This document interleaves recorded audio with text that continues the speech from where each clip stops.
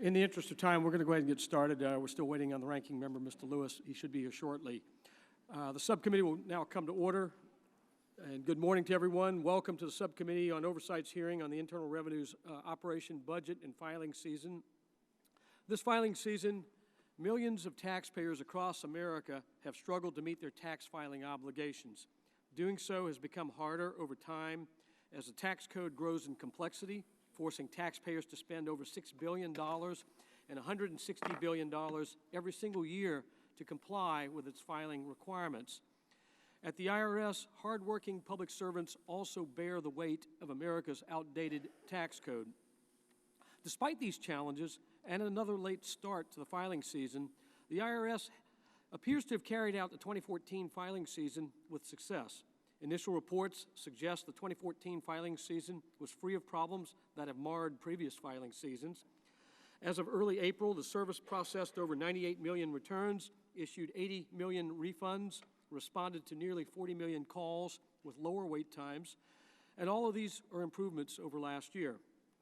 The members of the subcommittee and I congratulate Commissioner Koskinen and the thousands of dedicated career IRS employees on a successful filing season. We thank them for their hard work under difficult circumstances. In IRS offices across the country, public servants work hard to administer the nation's tax laws fairly and accurately. This is not an easy task, and we thank them for their service. However, these successes have occurred against the backdrop of the ongoing investigation into the agency's targeting of conservative groups applying for tax-exempt status. As the agency works to recover from the scandal, these kinds of successes will help the agency regain the trust of the American people. It's still a long road, and how the IRS responds to the ongoing investigation will affect the pace of recovery for better or worse.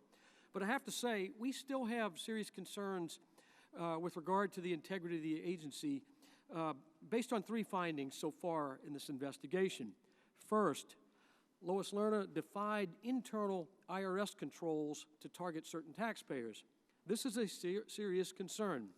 On April 9th, the committee sent a letter referring former executive or Exempt Organization Division Director Lois Lerner to the Attorney General Holder for potentially engaging in criminal wrongdoing in her capacity as EO Director. One of these actions in particular has serious implications for the IRS as it rebuilds. The committee uncovered evidence that shows Ms. Lerner acted in defiance of internal controls developed to ensure that no single IRS employee could target an organization for adverse determination or exam. Ms. Lerner was not only familiar with these internal controls, they were policies she created and touted publicly as a way of commending her agency's impartiality. The evidence shows that Ms. Lerner knowingly bypassed these controls, reached into her division, and directed that specific organizations be subjected to audit. And yet, as official IRS reports declare, an official IRS report declared, quote, "We have not found evidence of intentional wrongdoing by IRS personnel," end quote. Given the evidence the committee has uncovered, so far, this is to the contrary. And I call on the IRS to review the agency's internal controls to ensure that this type of targeting can never happen again. Second, donors whose names were inappropriately requested by the IRS were audited. Equally troubling is new evidence uncovered by the committee that shows the IRS's exam function may have been used for political purposes. It is well known that the IRS improperly requested donor information from scores of conservative groups. For months, this committee has asked the IRS what it did with these improperly obtained lists and whether those lists were used to target individual donors to right-leaning groups. Recently, the committee uncovered new information indicating that after groups provided the information to the IRS, nearly 1 in 10 donors were subject to audit. Any abuse of discretion in audit selection must be identified and stopped. Because of failures in IRS policy exploited by Lois Lerner and the possible targeting of conservative donors, I have requested that the Government Accountability Office undertake a thorough review of the policies and procedures for audit selection by the IRS's Small Business and Self-Employed Division. Last year, I made a similar request that GAO audit the Exempt Organizations Division. I understand that audit is already underway. And Commissioner Koskinen, I call on you to give GAO your unqualified cooperation with these audits so we can shed sunshine on this to begin to restore the public confidence in the IRS. Third, the IRS has denied some applicants for exempt status their right to an independent appeal. Through the committee's investigation, we have also found the IRS was, until recently, denying certain applicants for tax-exempt status their right to an independent appeal process as guaranteed by the IRS Restructuring and Reform Act of 1998. Ordinarily, if an applicant for exempt status is denied, the applicant can appeal to an independent appeals division. This was mandated by the 1998 IRS Restructuring Act. However, if Washington, D.C. selected an applicant for additional review, an adverse determination was not appealable. The most a disappointed applicant could actually do was protest to the very same officials who denied the group in the first place. Noteworthy is that all of the applicants were subject to extra scrutiny based on the name Tea Party or policy objective to make America a better place to live. These groups had their appeal rights taken away. This practice would never have come to light but for the committee's thorough oversight of the agency, and as a consequence, the IRS has now pledged to change this practice. And I know, Commissioner, we discussed some of this yesterday. We're gratified by this change, but I call on the IRS, Mr. Commissioner, today to ensure that all applicants who were denied their right to a fair, independent appeal process receive one. Some of these are left sort of in limbo on this, and we hope they will be given due consideration with a fair appeals process. The IRS cannot be an agency in which one senior executive can easily circumvent policies designed to safeguard taxpayers' due process rights. It cannot be an agency in which taxpayers are denied their right to an appeal based on the location of their file. And it cannot be an agency that audits taxpayers based on improperly obtained information. Commissioner Koskinen, I do appreciate your hard work under difficult circumstances. But this subcommittee cannot simply take the IRS's assurances at face value. The IRS's problems must be addressed through frank and serious conversations. So I look forward to discussing these matters and more during today's hearing. And again, I applaud the Commissioner and the IRS for the good work during the 2014 filing season. And I hope the agency will continue with this success and continue all the work that it's going to take to rebuild the trust of the American people. With that, I now am very pleased to yield to my dear friend and distinguished ranking member, Mr. Lewis. Well, thank you very much, Mr. Chairman. Mr. Chairman, I want to apologize to you and other members of the committee for being a little late here. Oh, no need for apology. Well, thank you very much.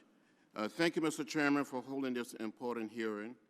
Mr. Commissioner, thank you for joining us today, and congratulations to you and the IRS staff on a successful filing season. Over the past year, the IRS has dealt with many serious challenges. I commend you for taking the time to get out into the field to visit and connect directly with IRS staff across the country. Your thoughtful work and outreach has restored the morale of thousands of IRS employees, and I speak for many when I thank you for your efforts to tackle the serious challenge facing the agency. As we all know, many issues remain. Chief among them is the need to increase the IRS budget. Last month, the Government Accounting Agent Office, I should say, GAO, released a report that makes it clear that reducing the IRS budget has cut thousands of staff and hurt taxpayers. The agency solely needs adequate resources in order to provide our taxpayers with the service they expect and deserve. When you can't get an answer, can't get an answer to the telephone for 20 minutes, taxpayers hang up. When you don't get an answer to your letter for 30 or 60 or even 90 days, you get aggravation. Taxpayers deserve better. They're hard-working Americans who need a functioning IRS and want to have faith in our government. For the very first time, the Affordable Care Act has opened the doors for millions of Americans to access for health care. This will mean more work for the IRS, and we need to make sure that the agency has all of the necessary resources to do their part in fair and transparent manner. The administration has requested $12.5 billion for the IRS fiscal year 2015 budget. Which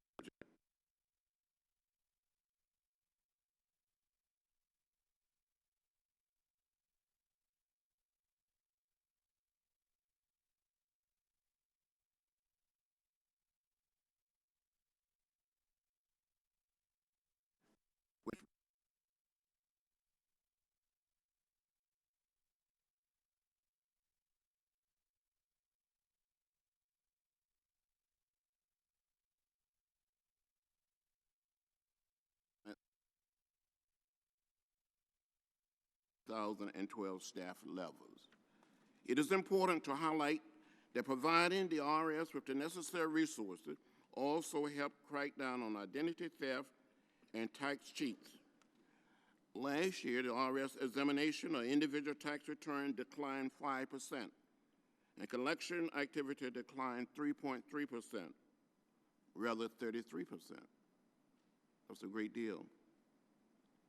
When we don't fund the IRS enforcement effort, we essentially endorse an unfair playing field and reduce compliance across the board. Mr. Chairman, I'm hopeful that this committee, with us working together, we can find a way to work together and with the Commissioner to provide the IRS with adequate resources and to make the IRS the best federal agency in our government. Again, Mr. Chairman, thank you for holding today's hearing, and I look forward to working together, as I stated before, in a bipartisan manner for the good of our country and the good of all of our taxpayers. Thank you, and I yield back. I thank the gentleman for his comments. Now it's my pleasure to welcome our one witness for this hearing today, the Honorable John Koskinen, Commissioner of the Internal Revenue Service.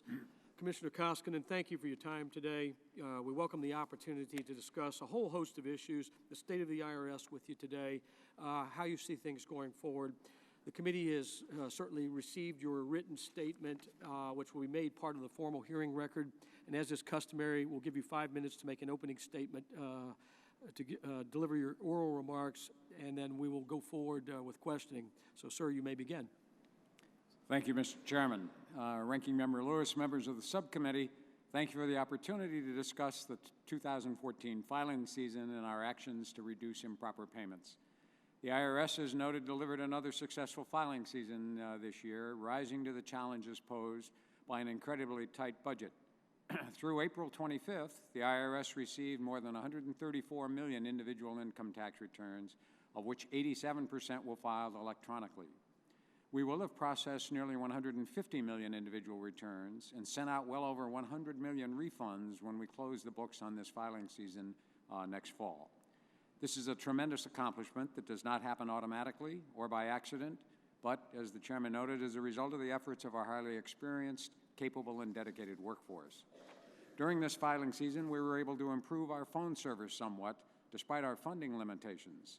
This was done in large part to the diligent efforts of our employees, as well as our improved ability to provide information to taxpayers on our website, irs.gov, and the lack of major tax legislation in 2013.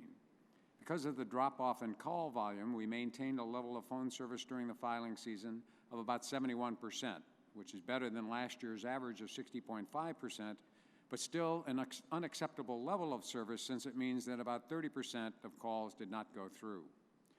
Furthermore, now that filing season is over and we no longer have extra seasonal employees, we will have fewer people on the phones, and we expect wait times to increase significantly between now and the end of September.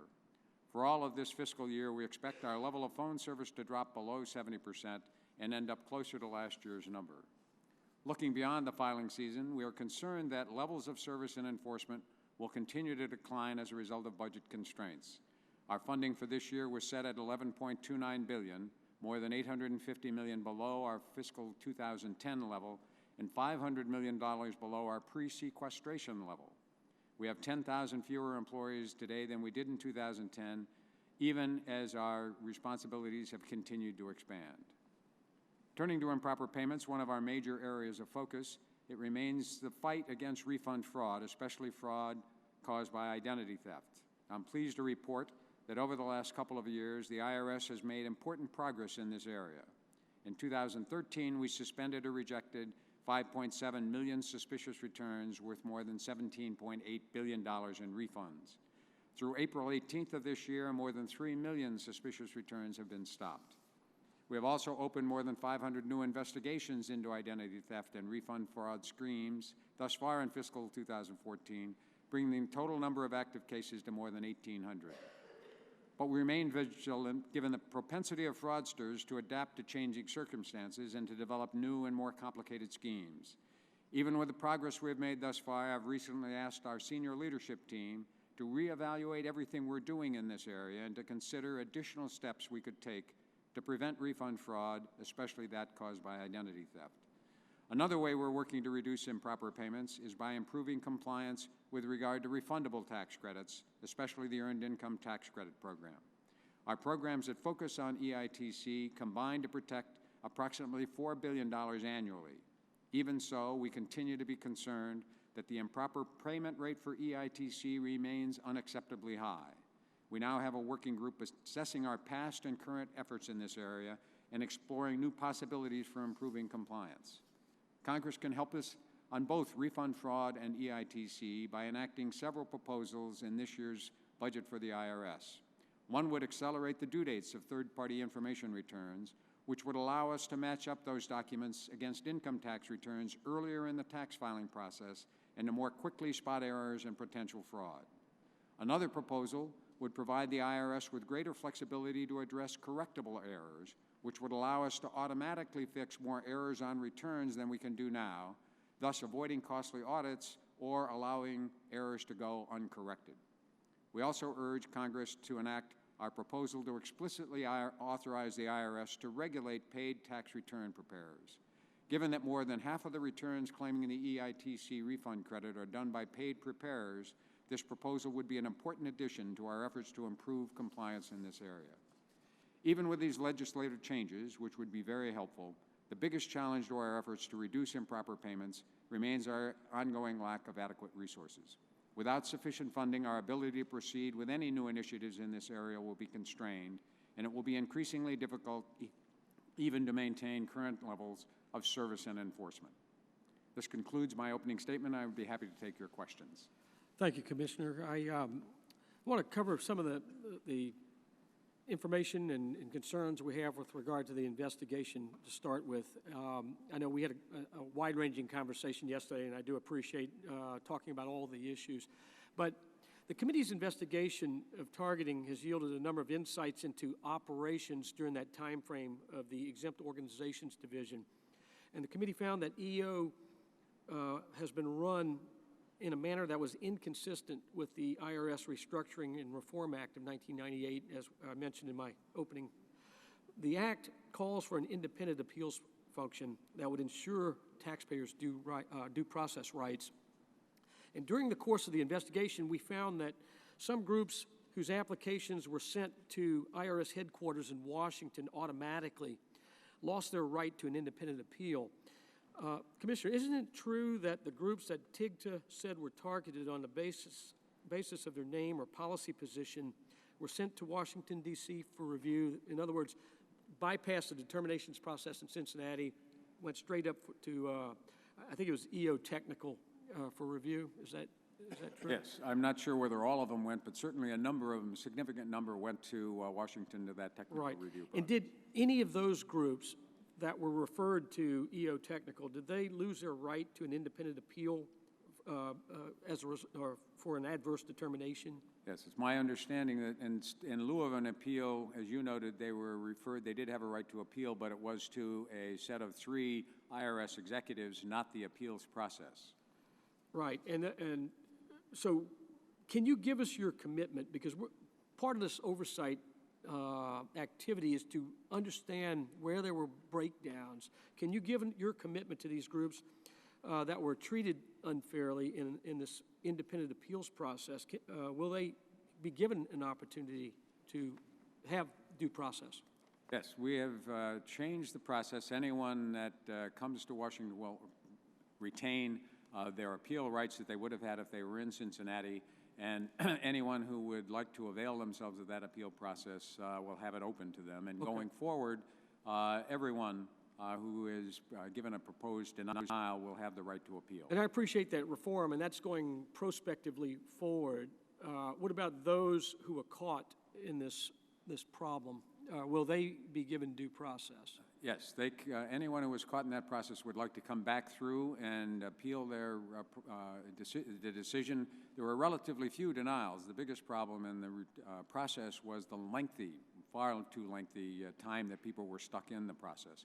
But the handful of those that were denied, if they did not have their appeal right out of Washington, they can come and we would give them that right. I thank you for that answer.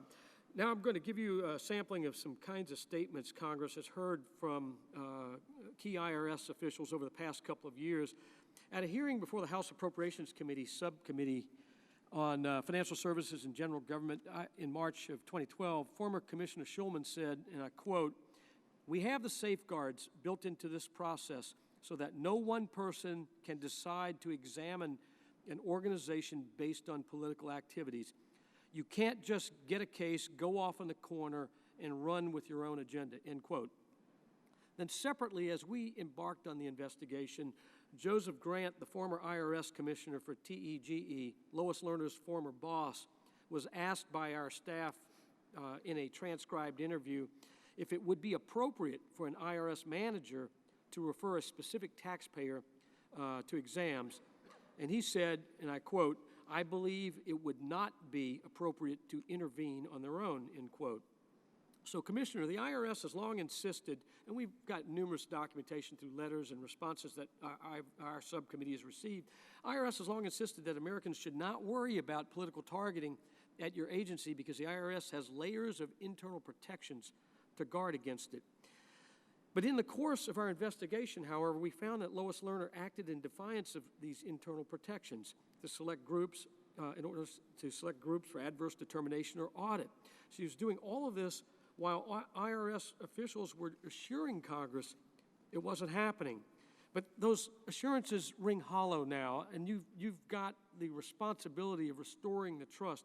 How will you assure the American people that no one IRS employee is going to decide whether or not they're audited, and that there are safeguards in place? I think it's a critical issue. As I've said in the past, every taxpayer deserves the right to assume that they will be treated fairly no matter what their political beliefs, what organization they belong to, who they voted for in the last election. As I've said, if you hear from us, you're hearing from us because of something in your application or in your return, and anybody else with a similar issue would be treated similarly. So there are, and we have reviewed, and we look forward to the GAO, and we are delighted to cooperate with the GAO reviews of the entire examination process, the controls that are in place. They are significant controls. No situation and no system self-executes. So one of the reasons I've been out to all 25 of the major offices, I've talked to over 10,000 IRS employees, is to encourage employees to understand that we need the benefit of their advice and their insights, their suggestions for improvements, but we also need to hear from them when they think something isn't going the way it ought to go. We need to have that information flow easily from the bottom up.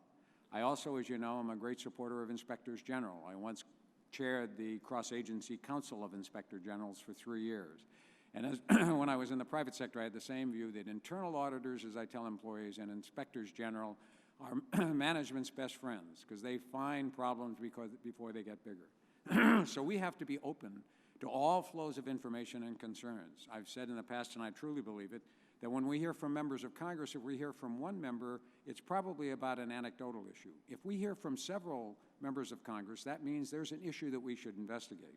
So I think the process that I hope will reassure Americans is that not only do we have a structure in place, but we are trying to build a culture that will accept and be welcoming to people who say there is a problem that you need to look into, whether that information comes from frontline employees, managers in the middle, whether it comes from members of Congress and their constituents, whether it comes from GAO or the IG.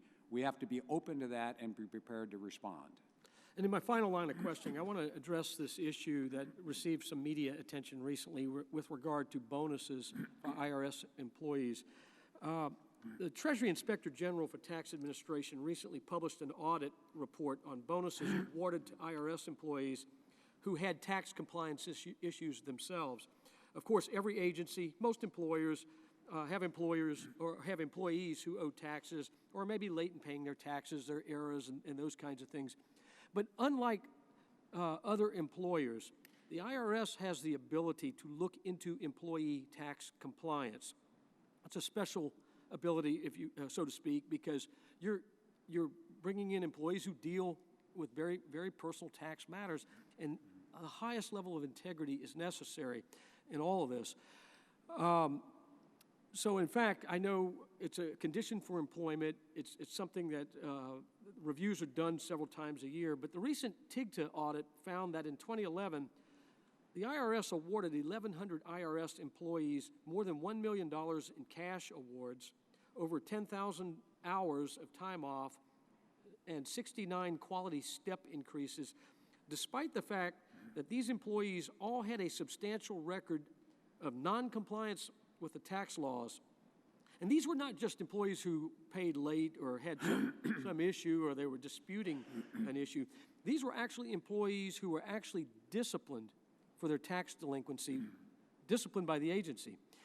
Now, I understand that these bonuses were awarded before you became commissioner. I know we're dealing with something in the past, but can you explain the steps you're taking to make sure that IRS employees don't get performance awards if they're disciplined for non-payment of taxes? I think the American people deserve an explanation, and they also deserve to know what steps are going to be taken to put a halt to this egregious behavior. I think it's an important issue. We take tax compliance obviously very seriously. I think it is fair to say that if we're encouraging others to pay their taxes, we should ensure that IRS employees are paying theirs. The compliance rate of the IRS is over 99%, so we have less than a 1% non-compliance rate, which is higher than the rest of the federal government, than Congress, and certainly much higher than the public. But that's not the standard. We ought to have the public confident that IRS employees are held to the highest standards. As you say, when IRS employees join the agency, they sign up to that. We monitor all 90,000 employees to make sure that they are compliant. We have a separate disciplinary proceeding. You're subject to termination if you have a willful violation of the tax code. And all of that we take seriously. As the IG noted, there is no policy across the government or in the IRS that conjoins performance issues with disciplinary issues. We have a program that says for senior executives, if you are behind in your taxes, you're not compliant, you're not eligible for an award. We are now, timing turns out to be good. We are in the middle of negotiations, near the end of them, with the union about a new 5-year agreement. Under the union agreement, we did not take, it was not allowed, we were not allowed to take into consideration tax compliance. We are developing a policy that we will be sharing with the union this week. They've indicated they understand the issue and are willing to negotiate that with us, and I expect we will have that included in the contract so that going forward, if someone has been disciplined for failure to comply with the tax code, they will be ineligible for a performance award. I would note again, these are performance awards, so when the pool is established, generally 30 to 35% of the employees do not get an award. It's not an automatic bonus. So even if you're in the pool, it doesn't mean you'll get one. But I do think it is important for the public to be confident that we take this very seriously. As I say, I would just conclude by reminding everyone that we're over 99% compliant to begin with. But our view is that, in fact, as you say, well, people need to be committed that employees will not be eligible for an award if they are not compliant with, they've been disciplined for not being compliant with the tax code. And I would agree with you. There are a lot of hardworking people at the IRS. They do their jobs day in and day out. They pay their taxes. The compliance level is high overall. But when you have employees who have actually been disciplined for tax-related matters, and yet they receive performance awards, that's problematic. And so I'm glad to see that you're taking steps to address this, and we'll follow up with you and follow it closely. But I appreciate your answer on this. And now I'm pleased to yield to the ranking member, Mr. Lewis. Thank you very much, Mr. Chairman. Mr. Commissioner, thank you for your testimony. Now, Mr. Commissioner, I'm deeply concerned about the lack of adequate funding for the IRS. Your workload is getting heavier. The issue you're facing are becoming more and more complex, but your appropriation keep getting smaller. I've said it before, and I will say it again this morning. You can only get out what you put in, and you cannot get blood out of a turnip. Identity theft is an important national concern. Tax preparation for low-income, elderly, and disabled taxpayers is on the chopping block. And there's a constant increased workload. How will the IRS be able to begin to address the real needs of taxpayers? How will your staff be trained and prepared for the challenges and work ahead? Are you been set up for failure, for disaster? Well, we have a very can-do agency full of employees dedicated to the mission who will, I think, go down swinging, doing their best with the resources, but I am very concerned. As I've said in the past, I spent 20 years in the private sector managing large failed enterprises. I've never dealt with an organization, even major ones in bankruptcy, that is so consistently understaffed across the board. We don't have enough people in any division of the organization, and it's not just a few. Everyone from council on across is down 10 to 15%. We have 4,500 fewer revenue agents and revenue officers than we had 4 years ago. We have 350 fewer criminal investigative officers than we had 4 years ago. The head of criminal investigation projection is that he will lose 150 more agents every year. So it is, as you say, we're doing more and more, I think, with less and less. There comes a point at which you hit the wall, and the wall isn't because we don't have good employees, and it's not because they're not working hard. It is a wall that you hit because you simply don't have the resources. So this coming year, we are very concerned. We have a statutory obligation to implement the Foreign Account Tax Compliance Act and the Affordable Care Act, and we will do that. But to the extent that our resources remain constrained, the way we will have to fund that is out of declining taxpayer services and taxpayer enforcement. Thank you, Mr. Commissioner.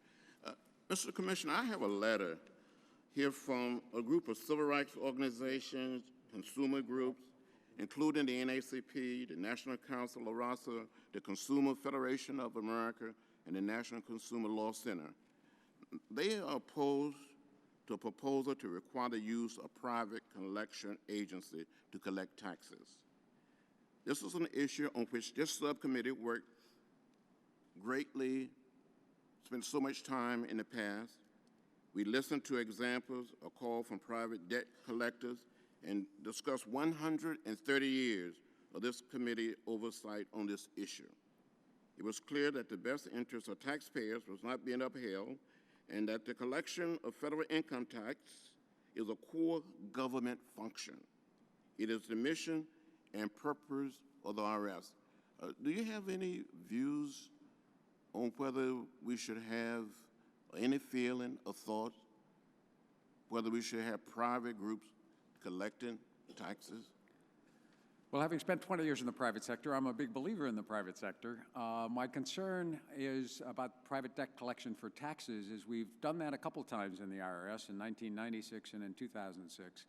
And part of the problem is that it has a huge expense to it beyond the debt collection because the IRS does have to monitor very carefully the work of people that are not their employees. And private debt collectors are limited because they do not have enforcement authority, so they cannot apply liens or levies when they go out to collect. So almost by definition, they're going to be less effective than they would be if they had the tools of the IRS available. So the experience in the 1996 experience and 2006 was that it was an inefficient way for the government to collect taxes, that you would be much better off if you hired a few more revenue agents and officers to proceed. And in fact, the analysis of 2006 is we actually ended up losing money because of the information technology changes we had to make and the amount of monitoring we had to do to try to make sure that taxpayers were not abused in the process. An additional problem now that it was not then is over the last year, one of the major tax scams that we've been trying to warn the public about have been people calling up saying they represent the IRS and demanding that people either make immediate payments to them or provide them personal information. We normally don't contact people by phone to begin with. We send you notices and letters. So as I've said, as I've traveled across the country, if you're surprised to be hearing from us on the phone, you're probably not hearing from us, which means that it's going to be an additional burden for private debt collectors if they are retained to convince the taxpayer that they are legitimate on the phone, and they won't have other means of actually dealing with the taxpayers. So I think it's going to be an inefficient way to proceed, and it does have problems that we are worried about, which is how do we monitor what the conversations are that those people are having with taxpayers. Our employees are held personally accountable. If there's an issue, taxpayers can complain to us, they can complain to the taxpayer advocate, they can write congressmen and senators, and we'll respond. For employees that are not our employees, it's a more complicated oversight problem. Well, thank you very much, Mr. Commissioner. You're back, Mr. Chairman. Thank you, gentlemen. We're also joined today by Sam Johnson, who is a subcommittee chairman, and I'm going to break precedent and allow him 5 minutes for questioning. Well, thank you, members. Welcome, Mr. Commissioner. It's good to see you again. In your prepared testimony for your confirmation hearing before the Senate, you said public trust in the IRS is their most important asset. I couldn't agree more. Unfortunately, it seems each week goes by we learn yet another problem at the IRS, which further undermines Americans' trust in the agency. For example, just last month we learned from the Treasury Inspector General for Tax Administration that the IRS rewarded IRS workers with tax problems with bonuses and other awards such as time off.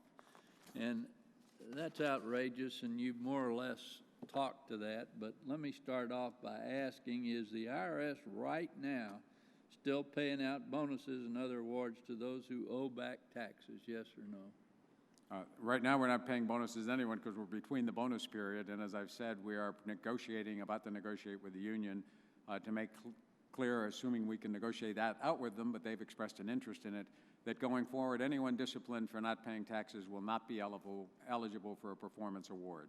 Okay, now for the record, you agree that the IRS workers who owe taxes should not be getting performance-related awards, and you just said no.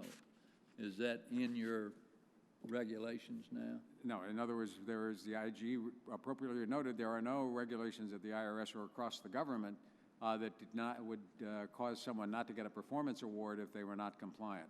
We have that process for senior executives. We are about to negotiate with the union about making sure that that rule applies to all IRS employees. And Well, then will it be in law? It'll actually be in the contract, and it will be in our regulations and policies. Good. Now, according to the IG, examples of workers' tax-related problems include, quote, willful understatement of tax liability over multiple tax years. As you well know, the IRS Restructuring and Reform Act of '98 includes the so-called deadly IRS sins for IRS workers. One of those sins is a willful understatement of federal tax liability. According to the '98 Act, the commissioner, you shall fire a worker for this. But instead, what happened is that all the IRS rewarded the workers. It's hard for my constituents and folks across the country to understand how this could happen. Do you agree that this was wrong for the IRS to do that? As I said, we take it very seriously, and I think that going forward, I can't look backwards, I don't know what the decisions were, but going forward, if you have willfully not paid your taxes, you're subject to termination, and we have terminated employees for that. We have a separate disciplinary review, but clearly going forward, it is our policy, and we hope to be able to negotiate with the union about this, that you will not be eligible for a performance award if you have willfully violated But you would fire them if you caught them doing that. Pardon? You would fire them if you caught them doing that. Is that true? We have the ability to fire everybody. You know, there's a wide range of situations in which people find themselves, but the indication of if someone for several years willfully did not underreported, they would in fact be terminated. Finally, do you come with a reputation as Mr. Fix-It? I appreciate that. And you certainly have your hands full. So I'll close by saying I've introduced a bill, No Bonuses for Tax Delinquent IRS Employees Act, to help you restore the public trust in the IRS. It's a simple and common sense bill, prohibits the commissioner from paying out bonuses and other performance-related awards to workers who owe back taxes. So we're going to try to help you. That would be, as always, legislation is kind of a blunt instrument. That bill, for instance, says even if you have an installment program, which many taxpayers take advantage of when they have difficulties, and we have low-paid employees like everybody else who aren't tax experts, that legislation is drafted would say even if you are in effect compliant, you're on an installment plan, you would not be eligible for a performance award. I'm not sure that those nuances can ever be built in successfully to statute, and as I say, I think you will be satisfied, I hope with our union negotiations, that the policies we have are appropriate and that the public can be satisfied. If you're disciplined for not being compliant with taxes, you're not eligible for a performance award. Thank you, sir. Thank you, Mr. Chairman. I thank the gentleman. By the way, Commissioner, I'm going to send a letter to you regarding the Foreign Account Compliance Tax Act with a number of questions, because we're not going to have the time to get into detail on that here today, but I wanted to give you notice. I will be sending you a letter with a number of questions and look forward to your response on this. I'd be happy to that, and I will do my best to respond promptly. As you know, I have a strong view that when I hear from a member of Congress, A, I should read the letter personally, and B, we should get back to you quickly. I appreciate that. Ms. Sanchez, you have 5 minutes. Thank you, Mr. Chairman, for this hearing today, and thank you, Commissioner Koskinen. It's good to see you again. I want to begin by commending you for the hardworking federal employees at the IRS for a successful tax filing season on what we know is a very challenging and inadequate budget for everything that you're being asked to do. I know that working for the IRS is an oftentimes thankless job, and I want to take an opportunity to thank you and the dedicated men and women who are working hard to try to process claims, get information to taxpayers, and make the process as painless as possible. I know that you've been asked to do more and more with less and less, and if I'm not mistaken, your current budget is under the sequester level budget. Is that correct? That's correct. We are about $500 million below where we were before the sequester. We're the only major agency that is operating in effect at the post-sequester level rather than the pre-sequester level. And I think it's important for people to bear that in mind when they ask you to do more and more with less and less. Because of that cut in funding to your agency, I know that IRS was forced to make many service cuts. And, you know, the constituents that I represent, very, hardworking American families, many of them low income or elderly, they're doing their best to file complete and accurate tax returns, but I don't think that we can. We are doing them a tremendous disservice when we slash the budget at the IRS and take some tools out of their toolbox in order to help them complete their returns in an accurate way. I was hoping that you could perhaps speak directly to how the budget cuts at the IRS hurt all of our constituents in terms of the service that they are able to get from the agency. Well, as I noted, to begin with, I've been surprised. One of the surprises I've had is how much time, energy, and resources we devote to trying to help taxpayers, trying to make it easy for them to pay, figure out what they owe, respond to their questions. So the most immediate problem and concern I've heard from employees, as I say, I've talked to over 10,000 IRS employees in the 25 offices I have visited. Their major concern is that, not that they're overworked, although they probably are, it is that they don't have enough resources to provide taxpayers the services that our employees think the taxpayers deserve.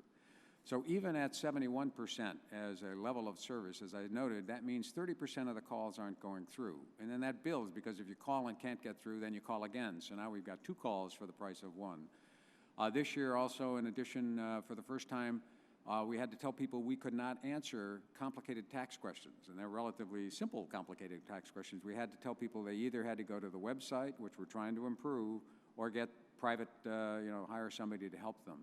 Our employees are concerned because I've heard from several of them call centers saying, but we know how to answer those questions. And I had to explain, but it takes longer, and the longer we take with that person, the more people are sitting in the queues. So we've had to do that. We don't prepare. We used to, in our taxpayer assistance centers, for people who would walk in, we'd help them prepare their returns. So we don't do that anymore because we don't have the resources.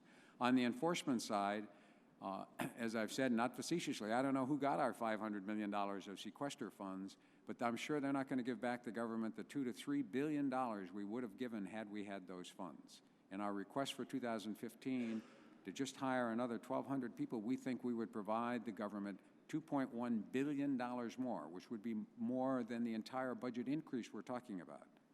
So if the money were well spent on the enforcement end, you could make up that money and then some in terms of lost revenue that currently we're not able to get because nobody's looking at those specific. That's right. Our estimate is that we historically, and the argument is whether it's 4, 6, or 8 times the amount of investment, but the government, we're the only agency where if you give us money, we give you more money back. And whether it's 4 times as much, 6 times as much, depends on the issue. But we are the revenue arm of the government. We collect over 90% of the money that runs the organization. So when we have fewer enforcement agents, fewer criminal investigative divisions, it means we're collecting fewer dollars. And when I talk to revenue agents and officers, those that are left, across the country, their concern as well is it's not theoretic. They know that there are returns that owe us money that they can't pursue because we simply don't have enough people. Right. Really quickly, because my time is almost up, I want to, you and I have discussed EITC payments and the issue of correctable error authority. I just would like you to quickly, if you can, summarize for the committee how narrowly tailored authority could help the IRS process EITC claims more effectively. What we have now is what's called math authority. So if your columns don't add up, we can make a correction and send you a notice and say we've adjusted to make sure the columns add up. Correctable error authority would allow us, when we have independent verification of information that's wrong on your return, would allow us to correct it. So if you say, particularly in the EITC program, I have 3 children and we have independent information that you've got 1, we would, with correctable error authority, be able to make that correction, send you the notice. You wouldn't lose any appeal rights. If you really thought we'd made an error, you could call us up if you get through, but send us the information and we could make an adjustment. But what happens now is we, in many returns, see that there are errors that we could correct, but the limitation we have is we have to audit you before we can make that correction. If we had correctable error authority for the obvious errors beyond math authority, we would make those corrections, advise the taxpayer, send a smaller refund, give them an explanation. They could then appeal to us if they disagreed, but we estimate that there are several $1 billion out there that, again, because of resources, we can't audit our way out of it. The improper payments are being made, and I think it's a wonderful program, but as I've made it clear to people, we need to attack the problem of the rate of improper payments and the amount of improper payments. Thank you so much for your time. I appreciate your thoughtfulness. I yield back. Thank you. Ms. Jenkins. Thank you, Mr. Chair. Thank you for holding this hearing. Commissioner, thank you for being here. Thank you. Commissioner, you suggested that resource constraints affect the ability of the IRS to stop fraud and provide customer service. But the committee understands that the IRS allows employees to spend a total of more than 500,000 hours a year on union activity on the taxpayer's dime. Were you aware that taxpayers were paying for union activity on official time? Yes, actually, taxpayers pay for union activity across the government. Wherever there are employee unions, part of the organizational structure of the entire government is that union representatives represent employees, and they do that while they're working, and that is in effect on government time. But wouldn't you agree that some of those 500,000 hours might have been better spent stopping fraud? For example, how many phone calls do you think the IRS could answer with 500,000 hours of worker time?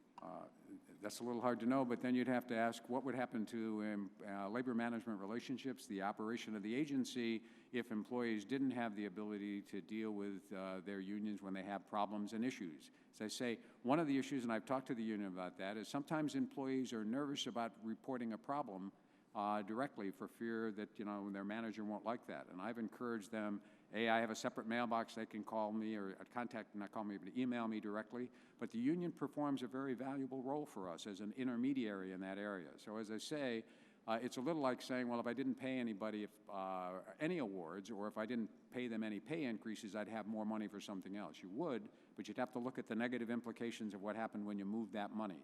And all I can tell you is at the budget levels we are, even if I got rid of the union and had those 500,000 hours, I still wouldn't get back to the level of customer service we think is appropriate, and I would have changed significantly the way the organization operates. It just seems like with limited choices, we have to, or limited resources, we have to make good choices in government, and this seems like maybe a less than optimal use of taxpayer dollars. And my main concern isn't with your relations necessarily with your employees, but looking out for the hardworking taxpayers that I represent, and I'm just sad for them that they're having to underwrite that cost. The Affordable Care Act's premium tax credit subsidy will be based on folks' income estimates, and these estimates will often use the prior year's tax returns. Taxpayers will eventually have to reconcile the premium subsidies that they received with amounts that they are eligible to receive based on their actual income. So in many cases, whether it's due to a salary increase, a move across state lines, or another change in their individual situation, they could find themselves owing thousands of dollars back to the IRS. I'm just curious, first of all, do you believe that the taxpayers fully understand this risk?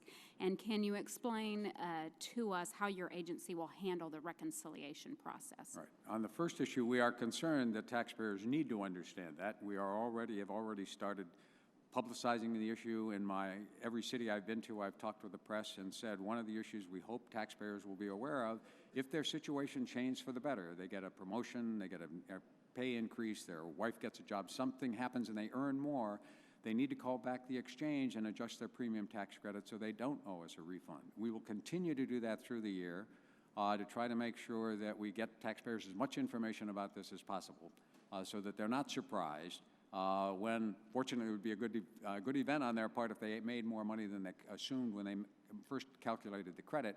But we are anxious for them to make those adjustments as they go forward. So we'll do the best we can to publicize that. We've thought and talked with some about perhaps even providing frequently asked questions and answers for members of the Congress so they could share that information with their constituents. We've got YouTube videos. We've got a website that does it.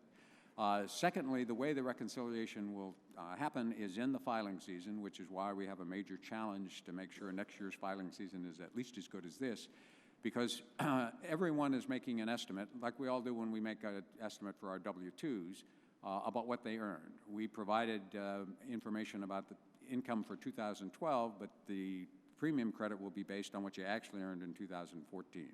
So we will, when you file, you'll have a form you'll fill out, and we'll make the adjustment.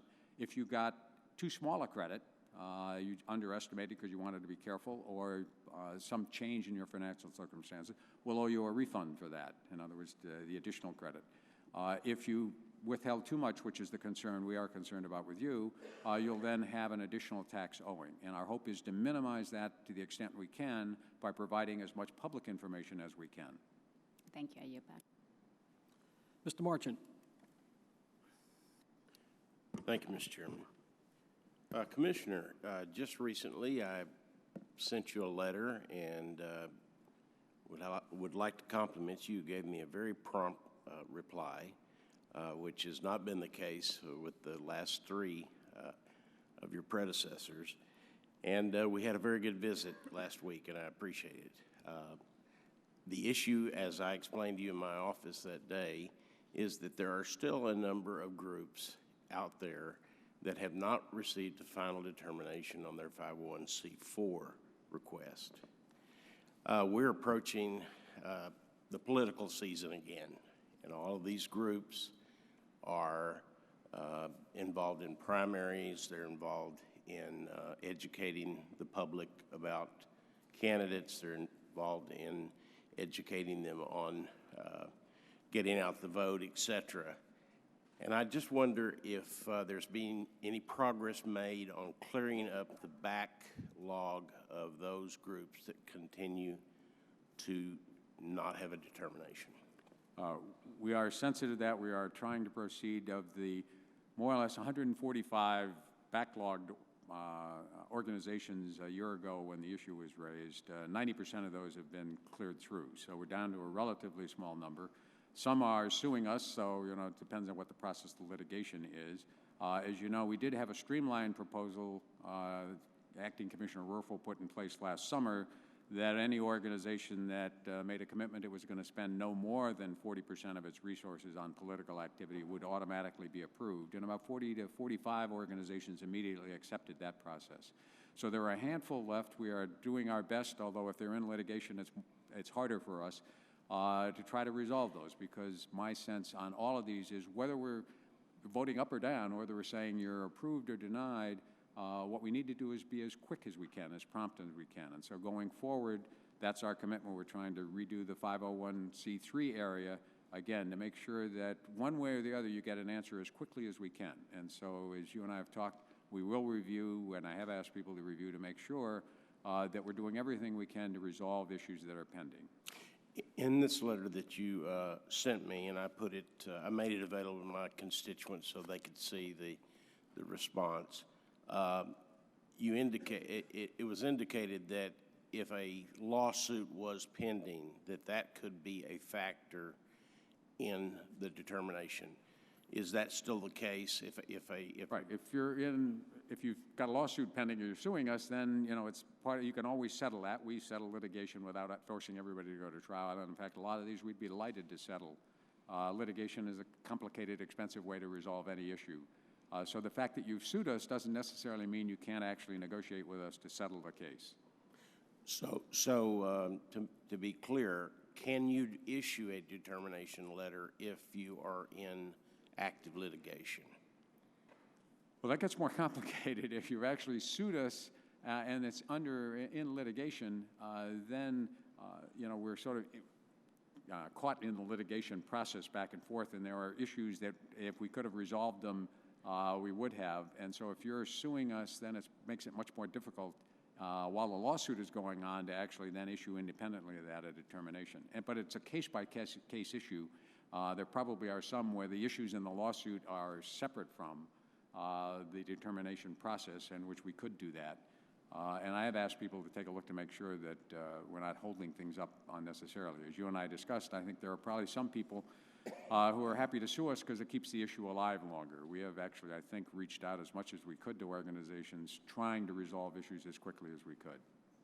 We also, I use the same rule that you do. If I receive an email from a constituent about a subject, sometimes it's an isolated situation and it's anecdotal, and I treat it that way. But when I receive half of my emails are on a particular subject, then I actually take that one much more seriously, and I think that it does represent a greater slice of what my constituents are thinking.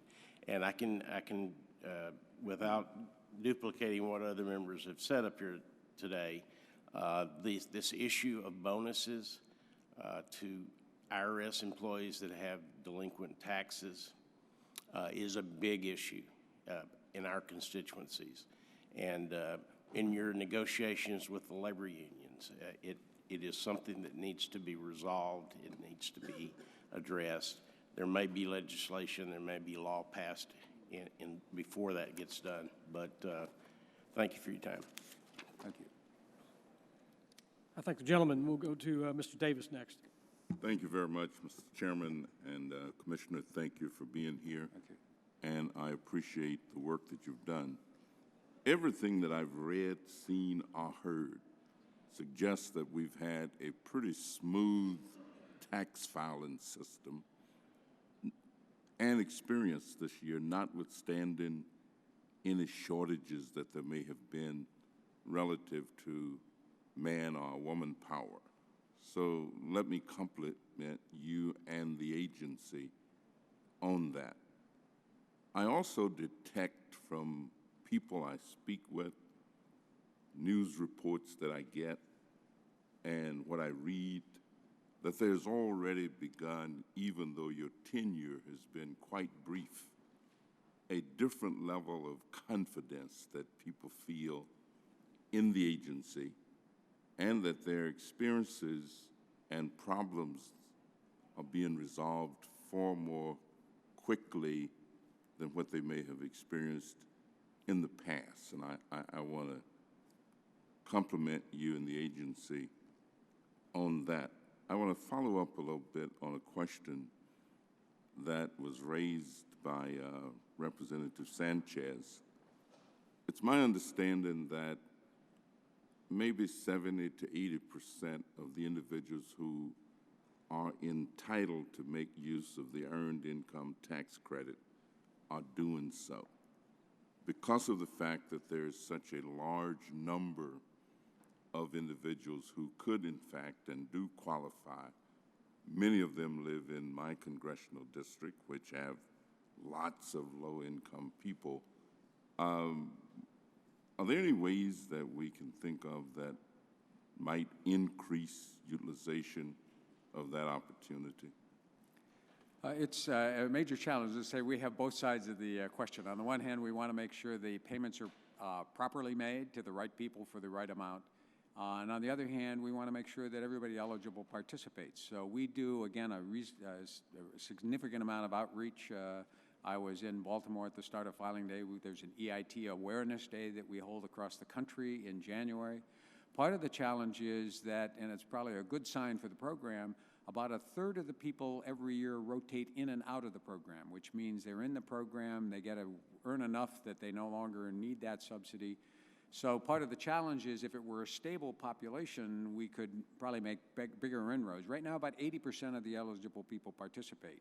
But with a third of them rolling over, it means we've got to keep 20 to 25% new people coming in just to sustain ourselves. So we are, again, spending a reasonable amount of time and effort trying to give visibility to the program, publicize it through our local sites, work cooperatively with people in communities. But it is a significant challenge to make sure that everybody eligible is aware of the program and participates. Thank you very much. And of course, we know that next year, the Internal Revenue Service is going to have some additional responsibility for assisting taxpayers with the Affordable Care Act. Correct. How have you been preparing for that? Well, we're preparing for, first we have a fairly significant technological challenge to adjust all of our systems to be able to absorb the data and process it appropriately in terms of matching what people thought they were eligible for in terms of an advanced premium credit and what they actually were entitled to. So the technology challenge, our budget for this year was $300 million of technology work. We got $0 for it, so we've had to, in effect, postpone another $300 million worth of work. So I meet every 2 weeks with an interagency, a cross-agency group of IT people, policy people, operating people to make sure we're on schedule to be able to implement. As I said earlier, we also are anxious to provide as much information to the public as we can about eligibility, about making sure that they're not as their income gets better, that they don't, in effect, get too large a premium credit so they'll owe more taxes when they file as we go forward. So we're doing the best we can. Our concern is that we estimate we're going to get 11 million more calls during the filing season next year about the Affordable Care Act on top of the normal calls we get. And that's a major concern for us going forward. We're trying to make sure our website is as user-friendly as we can between now and then so that people will be comfortable. They can go to the website, get simple answers to their questions so they don't have to call us to the extent that we can avoid that. Thank you very much. And I know that my time has run out, but could I get a response in writing for this question? 2006 data suggests that there was a big gap of $67 billion unreported of corporate income. And I'd like to know how we're trying to figure out ways to recapture and collect some of that money. I'd be happy to provide that information. Thank you very much. Thank the gentleman. Mr. Reed. Thank you, Mr. Chairman, and thank you, Commissioner, for being here today. And thank you for the hard work you're doing in regards to the IRS and overseeing the IRS, and I appreciate it. I'm glad to see the results of this tax season in your testimony and the stuff we read over last night in preparation for today. And I know my colleagues have asked a lot of questions about issues that are just as important to me as it is to them. But I wanted to narrow down on a kind of a narrow issue that impacts my district, and that deals with Native American sovereignty in particular. I represent the western portion of New York. We have a long heritage of the Seneca Nation being part of our area, and what I'm concerned with is I've been getting reports from not just that nation as well as other nations of a general sense or concern about the IRS's operation when it comes to challenging tribal general welfare programs, many of which are nearly identical to programs provided by federal and state governments. There's a sense that the IRS may be unfairly targeting these Native American nations, but is also not respecting tribal sovereignty. And that is something that I want to bring to your attention. And I know in 2012, December 2012, the IRS issued guidance on the application of the general welfare exclusion to Indian nations and their citizens. And that was viewed as a very positive development. Right. But the guidance still remains in draft form and is deficient in several important respects, in my opinion, and in the view of many Native American tribes across America. So my question, Mr. Commissioner, is this: what can Native American nations expect of you as the new commissioner and the agency you run with respect to these issues and the fundamental relationship between the IRS and tribal nations of America? I think it's an important issue. Obviously, as you say, I think it's critical for us to respect the sovereignty of tribal nations, to treat them appropriately, respectfully. I am concerned across the board whenever things take too long, and so I can commit to you that if we've got a draft regulation that's been out since December of 2012, that we need to get that finalized, and I will commit to you. It's a joint effort when we do regulations with the Treasury Department and the IRS. Tax policy is the domain of the Treasury Department, but I've been trying to make it clear. I've actually asked for a list of everything that's been around for more than a year just to see if we can't expedite it. My experience has been in the private sector, in my private life as well, everybody's, is that you're much better off giving people an answer, even if it's no early, than yes late, because by the time you get around to it late, they're aggravated enough and disappointed enough that it doesn't get you much credit. So on the outstanding regulation, I'm committed we will look at that and get it put into final as quickly as we can. Well, I greatly appreciate it, and I greatly appreciate your comment about respecting the sovereignty of the tribal nations, and I think that is something that is critical to the future relationship with the nation, and I'm glad you share that belief as I do. So I appreciate the work there. I wanted to ask just a general operations point of view, and we've had this conversation before, and I'm a big believer in metrics and asking for, okay, you want more money, you want more staff, right. Okay, what are you going to do with that type of thing? But one thing I was looking at in preparation last night for your testimony today is we have a lot of effort up here on this committee to engage in comprehensive tax reform. And I wanted to know from you as the commissioner, have you looked at what a revised, simplified, complete rewrite of the code would bring in regards to the relief on your resources, be it staffing, funding levels, that if you had a code, you know, the chairman has put out a draft, we put out a draft after 2.5 years worth of work, that really, in my opinion, goes a long way to simplify the code. How much of that simplicity have you ever thought about? And if you haven't, I would ask you to consider it. Would that mean in relief to your agency when it comes to funding and staffing requests that you're putting forward to us? I don't have a number for you. As you know, I am a big believer in tax simplification because I do think the most important impact would be in making it a lot easier for taxpayers to figure out what they owe, and compliance, I think, would go up. And we'd certainly spend a lot less time and money across the country and across the economy filling out tax returns. It clearly would make our life simpler, particularly in taxpayer service on the call centers. If you had a relatively simple, straightforward tax code, we'd get a lot fewer calls. Wouldn't mean we wouldn't get any, because there will always be issues about filing status, heads of household, other issues. But a significant part of the calls are related to the complexity of the code. So we would be able to, without many additional resources, significantly improve our level of service on that end. On the enforcement end, again, to the extent it was, if compliance went up, you would expect we'd have somewhat lowered enforcement needs. But there again, no matter what it is, because it's not going to be a simple one-line form, my expectation is that a lot of our enforcement activities against people who actually are consciously trying to cut corners, and whatever the rules are, they'll keep trying to cut the corners. But again, I think that the willing to pay, as we say, who are trying to figure out the right amount, would in fact be able to do it much more quickly. See, and I know my time has expired, and I so appreciate you saying that, and maybe we can work offline, having a further conversation about what simplicity would mean to you in regards to that efficiency of the agency. And that's where I think there's a lot of common ground. If we both all agree that simplicity will result in less need for resources, there will still be a need for that resource, but a less need for that resource, be it staff or financial resources, it's a win-win situation, in my opinion. I look forward to working with you on that, and any information you have in regards to that from your day-to-day operations would be helpful. So with that, I yield back. Thank you, Mr. Commissioner. I thank the gentleman. Mr. Kelly. Thank you, Chairman. Mr. Cuskin, good to see you again. And as Sam Johnson said, you're the fix-it guy. But I think Mr. Reed just hit on the issue. It's the code. Right. It's the code. That's the problem. The problem isn't you don't have enough people, you don't have enough money. The problem is the code is far too big to work with. You mentioned fraud. People out there who are sending letters to people, to taxpayers, and they are unwittingly sending money in. And the reason they're doing it is they're scared to death. Here's the problem.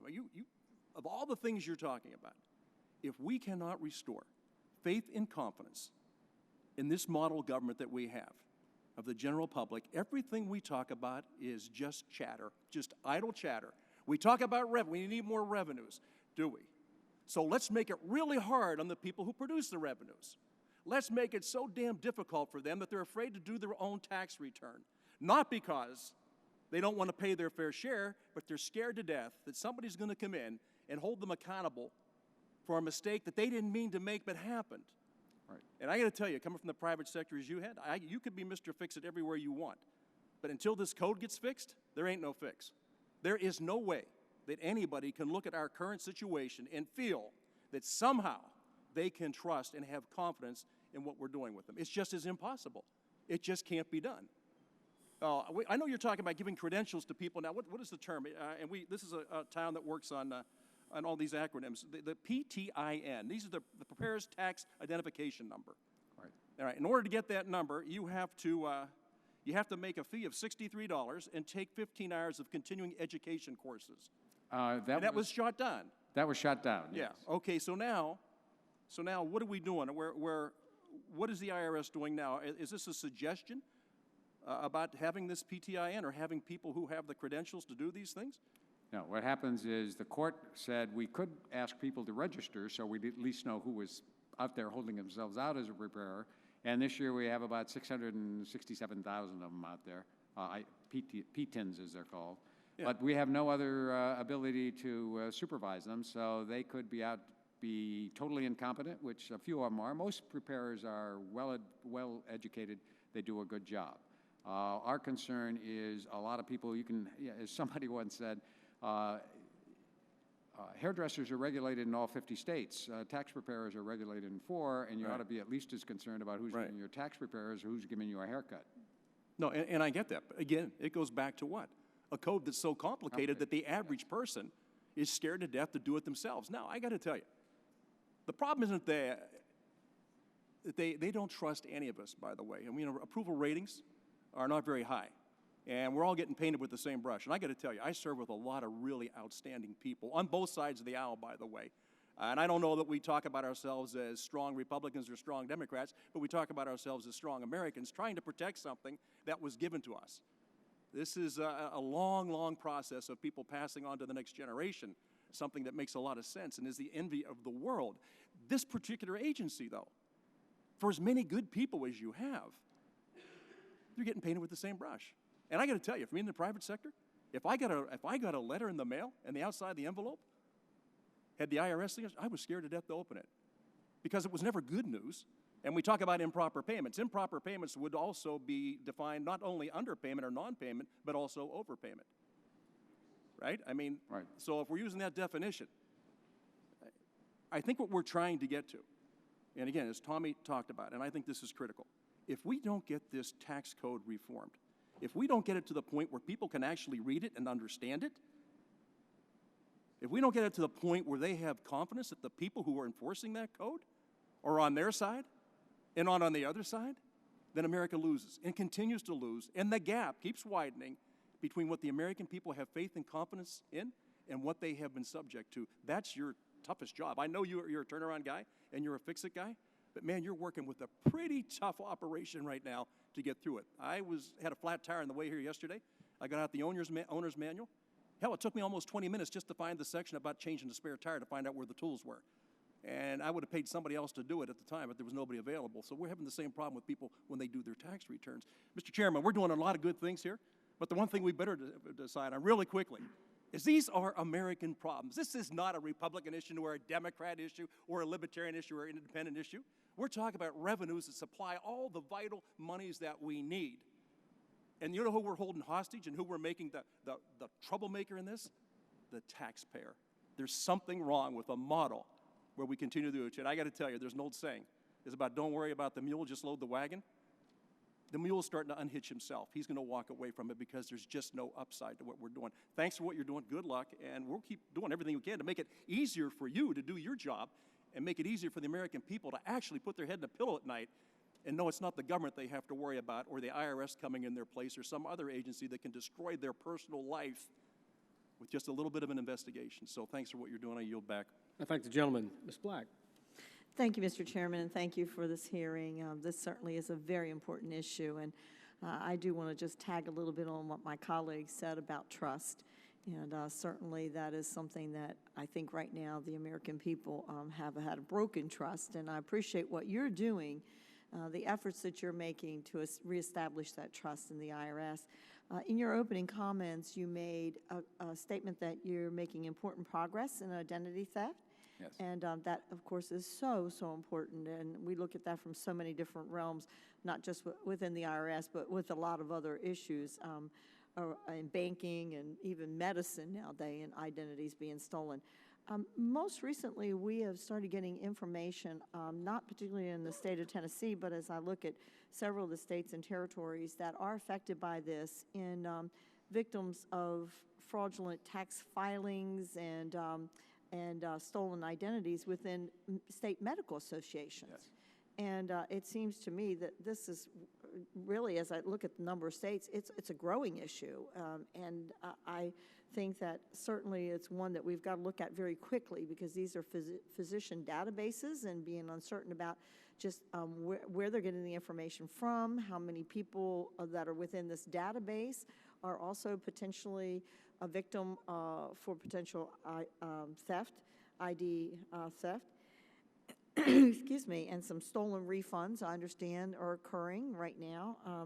So my question is actually three parts on asking you about whether you will make this a priority, how you see to resolve this, and how you think you might be able to prevent it. And excuse me, whether as you look at this, will you look at it as a national issue, or because this seems to be regional, will you be addressing it more regionally? How will you let the public know about this, whether this will be a public release so that people can be aware of and watching out for?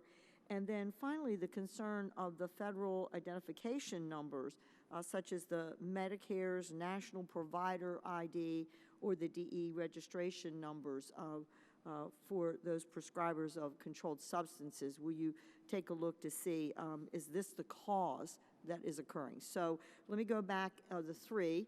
Will you make this a priority? Number two, how do you propose to resolve it? And then looking forward, how would you prevent it?